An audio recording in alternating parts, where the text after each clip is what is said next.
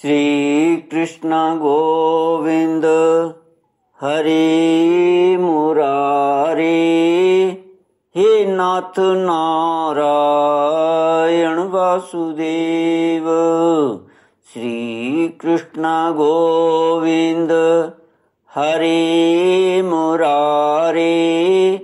हे नाथ नारायण वासुदेव। ओम नमो भगवते वासुदेवाय। ओम नमो भगवते वासुदेवाय। कृष्णाय वासुदेवाय हरये परमात्मने प्रणतक्लेशनाशाय गोविन्दाय नमो नमः।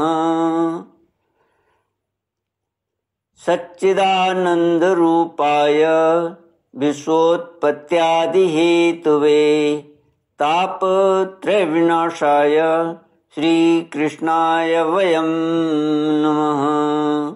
श्रीकृष्णाय वयं नमः। सच्चित आनंद स्वरूप परमात्मा जो सृष्टि के उत्पत्ति पालन और श्रृंगार करता है तथा जीवों के आध्यात्मिक आदि दैविक आदि भौतिक तापों को नष्ट करने वाले हैं, अर्थात जीवों के मानसिक शारीरिक और भौतिक दुखों को दूर करने वाले हैं, उन श्री कृष्ण भगवान को हम नमस्कार करते हैं। श्री कृष्ण गोविंद हरि मुरारे। हे नाथ नारायण वासुदेव। श्रीमद्भागवत दशम स्कंध अथ 53तमोऽध्यायः। श्री शुक उवाच वैदर्भ्यास्तु संदेशं निशम्य यदुनन्दनः प्रगृह्य पाणिना पाणिं प्रहसन्निदमब्रवीत्। श्रीभगवानुवाच तथाहमपि तच्चित्तो निद्रां च न लभे निशि वेदाहं रुक्मिणा द्वेषान् ममोद्वाहो निवारितः। रुक्मिणी हरण। श्री सुखदेव जी कहते हैं, परीक्षित, भगवान श्री कृष्ण ने विदर्भ राजकुमारी रुक्मिणी जी का यह संदेश सुनकर अपने हाथ से ब्राह्मण देवता का हाथ पकड़ लिया और हंसती हुई यूं बोले। भगवान श्री कृष्ण ने कहा, ब्राह्मण देवता, जैसे विदर्भ राजकुमारी मुझे चाहती हैं वैसी ही मैं भी उन्हें चाहता हूँ। मेरा चित्त उन्हीं में लगा रहता है। कहाँ तक कहूँ, मुझे रात के समय नींद तक नहीं आती। मैं जानता हूँ कि रुक्मिणी ने द्वेषवश मेरा विवाह रोक दिया है, परंतु ब्राह्मण देवता आप देखिएगा, जैसे लकड़ियों को मथ कर एक दूसरे से रगड़कर मनुष्य उनमें से आग निकाल लेता है, वैसे ही युद्ध में उन नामधारी क्षत्रिय कुल कलंकों को तहस नहस करके अपने से प्रेम करने वाली परम सुंदरी राजकुमारी को मैं निकाल लाऊंगा। श्री सुखदेव जी कहते हैं, परीक्षित, मधुसूदन श्री कृष्ण ने यह जानकर कि रुक्मिणी के विवाह के लग्न परसों रात्रि में ही है, सारथी को आज्ञा दी कि दारुक तनिक भी विलंब न करके रथ जोत लाओ। दारुक भगवान के रथ में शैब्य, सुग्रीव, मेघ पुष्प और बलाहक नाम के 4 घोड़े जोत कर उसे ले आया और हाथ जोड़कर भगवान के सामने खड़ा हो गया। सूर्यनंदन श्री कृष्ण ब्राह्मण देवता को पहले रथ पर चढ़ाकर फिर भी आप सवार हुए, फिर आप भी सवार हुए और उन शीघ्रगामी घोड़ों के द्वारा एक ही रात में आनर्त देश के विदर्भ देश में जा पहुँचे। कुंडिन नरेश महाराज भीष्मक अपने बड़े लड़के रुक्मी के स्नेहवश अपनी कन्या शिशुपाल को देने के लिए विवाहोत्सव की तैयारी करा रहे थे। नगर के राजपथ, चौराहे तथा गली कूचे झाड़ बुहार दिए गए थे। उन पर छिड़काव किया जा चुका था। चित्र विचित्र रंग बिरंगी छोटी बड़ी झंडियां और पताकाएं लगा दी गई थीं। तोरण बांध दिए गए थे। वहां के स्त्री पुरुष पुष्पमाला, हार, इत्र, फुलेल, चंदन, गहने और निर्मल वस्त्रों से सजे हुए थे। वहां के सुंदर सुंदर घरों में से अगर की धूप की सुगंध फैल रही थी। परीक्षित, राजा भीष्मक ने पितर और देवताओं का विधि पूर्वक पूजन करके ब्राह्मणों को भोजन कराया और नियमानुसार स्वस्ति वाचन भी। सुशोभित दांतों वाली परम सुंदरी राजकुमारी रुक्मिणी जी को स्नान कराया गया। उनके हाथों में मंगलसूत्र, कंकण पहनाए गए। कोहबर बनाया गया।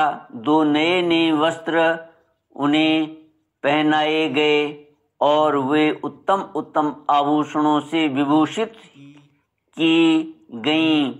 श्रेष्ठ ब्राह्मणों ने साम, ऋक और यजुर्वेद के मंत्रों से उनकी रक्षा की और अथर्व वेद के विद्वान पुरोहित ने ग्रह शांति के लिए हवन किया। राजा भीष्मक कुल परंपरा और शास्त्रीय विधियों के बड़े जानकार थे। उन्होंने सोना, चांदी, वस्त्र, गुड़ मिले हुए तिल और गौएं ब्राह्मणों को दी। श्री कृष्ण गोविंद हरे मुरारे, हे नाथ नारायण वासुदेव। इसी प्रकार चेदी नरेश राजा दमघोष ने भी अपने पुत्र शिशुपाल के लिए मंत्रज्ञ ब्राह्मणों से अपने पुत्र के विवाह संबंधी मंगल कृत्य कराए। इसके बाद वे मद चुवाते हुए हाथियों, सोने की मालाओं से सजाए हुए रथों, पैदलों तथा घुड़सवारों की चतुरंगिणी सेना साथ लेकर कुंडिनपुर जा पहुँचे। विदर्भ राज भीष्मक ने आगे आकर उनका स्वागत सत्कार और प्रथा के अनुसार अर्चन पूजन किया। इसके बाद उन लोगों को पहले से ही निश्चित किए हुए जनवासों में आनंद पूर्वक ठहरा दिया। उस बारात में शाल्व, जरासंध, दंतवक्त्र, विदुरथ और पौंड्रक आदि शिशुपाल के 17 मित्र, शिशुपाल के सहस्रों मित्र नरपति आए। वे सब राजा श्री कृष्ण और बलराम जी के विरोधी थे। वे सब राजा श्री कृष्ण और बलराम जी के विरोधी थे और राजकुमारी रुक्मिणी शिशुपाल को ही मिले इस विचार से आए थे। उन्होंने अपने अपने मन में यह पहले से ही निश्चय कर रखा था कि यदि श्री कृष्ण बलराम और यदुवंशियों के साथ आकर कन्या को हरने की चेष्टा करेगा तो हम सब मिलकर उससे लड़ेंगे। यही कारण था कि उन राजाओं ने अपनी अपनी पूरी सेना और रथ, घोड़े, हाथी आदि भी अपने साथ ले लिए थे। विपक्षी राजाओं को इस तैयारी का पता भगवान बलराम जी को लग गया और जब उन्होंने यह सुना कि भैया श्री कृष्ण अकेले ही राजकुमारी का हरण करने के लिए चले गए हैं, तब उन्हें वहाँ लड़ाई झगड़े की बड़ी आशंका हुई। यद्यपि वे श्री कृष्ण का बल विक्रम जानते थे, फिर भी भ्रातृ स्नेह से उनका हृदय भर आया। वे तुरंत ही हाथी, घोड़े, रथ और पैदलों की बड़ी भारी चतुरंगिणी सेना साथ लेकर कुंडनपुर के लिए चल पड़े।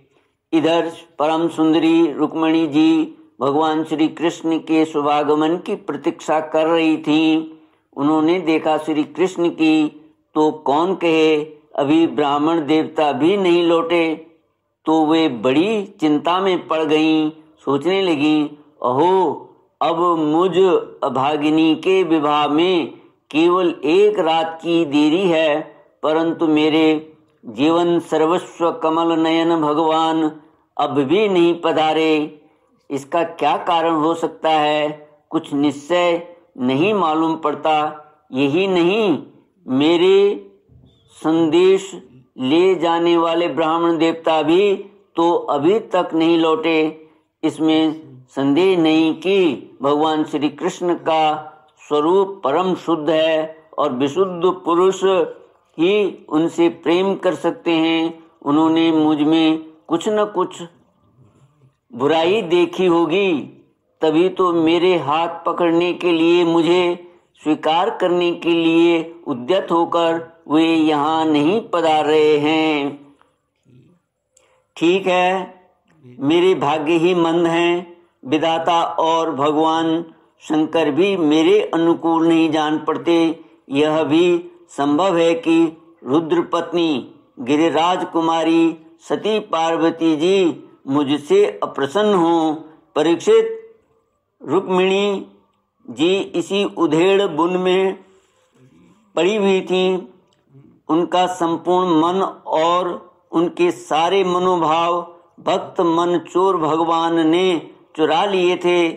उन्होंने उन्हीं को सोचते सोचते अभी समय है ऐसा समझकर अपने आंसू भरे नेत्र बंद कर लिए। परीक्षित, इस प्रकार रुक्मिणी जी भगवान श्री कृष्ण के शुभागमन की प्रतीक्षा कर रही थीं। उसी समय उनकी बाईं जांघ, भुजा और नेत्र फड़कने लगे, जो प्रियतम के आगमन का प्रिय संवाद सूचित कर रहे थे। इतने में ही भगवान श्री कृष्ण के भेजे हुए वे ब्राह्मण देवता आ गए और उन्होंने अंतःपुर में राजकुमारी रुक्मिणी को इस प्रकार देखा मानो कोई ध्यान मग्न देवी हो। सती रुक्मिणी जी ने देखा ब्राह्मण देवता का मुख प्रफुल्लित है, उनके मन और चेहरे पर किसी प्रकार की घबराहट नहीं है। वे उन्हें देखकर लक्षणों से ही समझ गईं कि भगवान श्री कृष्ण आ गए हैं। फिर प्रसन्नता से खिलकर उन्होंने ब्राह्मण देवता से पूछा।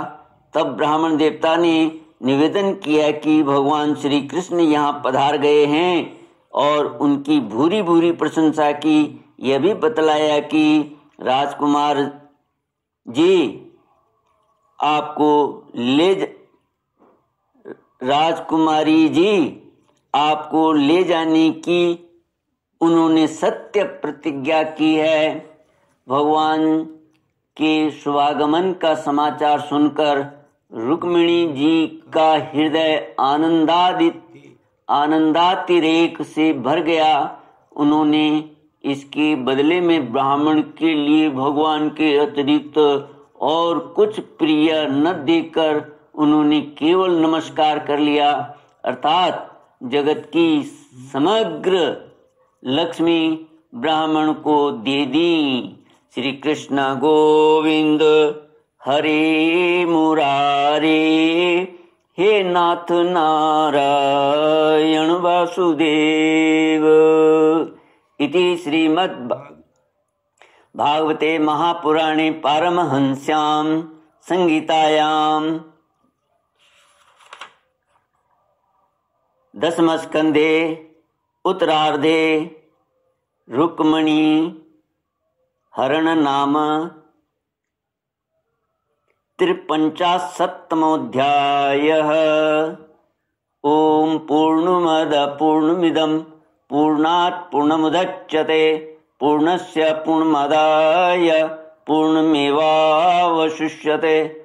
ओम शांति शांति शांति। हरि ओम। श्री गुरुभ्यो नमः। हरि ओम।